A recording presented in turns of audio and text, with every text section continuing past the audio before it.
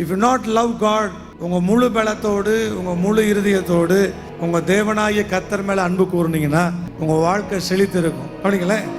ஏன் படிச்சவங்களுக்கும் படிக்காதவங்களுக்கும் வித்தியாசம்? நீங்க வாங்க.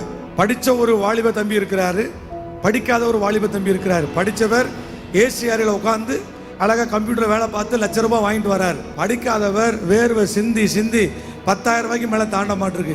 இதே தான் இயேசு கிட்ட போயிட்டீங்கன்னா உட்கார்ந்த இடத்துல இருந்து எல்லாவற்றையும் தர வல்லவர். ஆனா அவர் கிட்ட போகலைன்னா, when you go close unto him, அவர் கிட்ட நீங்க போயிட்டீங்கன்னா உங்க பையன், உங்க பொண்ணு, உங்க வாழ்வு, உங்க சொந்தம், உங்க பந்தம், நீங்க நினைக்கிற எல்லாம் அவராலே ஆசீர்வதிக்கப்படுகிறது. இல்லைன்னா நீங்க தான் சுமக்கணும். ஏன் ஜபத்துக்கு பதில் வரல? ஜெபம் பண்ணிட்டு மறுபடியும் ஸ்கூல் பேக்கை தூக்கி போடுற மாதிரி போட்டு போய்கிட்டே இருக்கீங்க. Again you take it again, மறுபடியும் அதே சுமை. அவனிங்க எனக்கு வேலை வேணும்னு ஜெபம் பண்ணிட்டீங்கன்னா நம்புங்க, கர்த்தர் நீங்க பண்ணும் போதே வேலையை கொடுக்குறாருன்னு.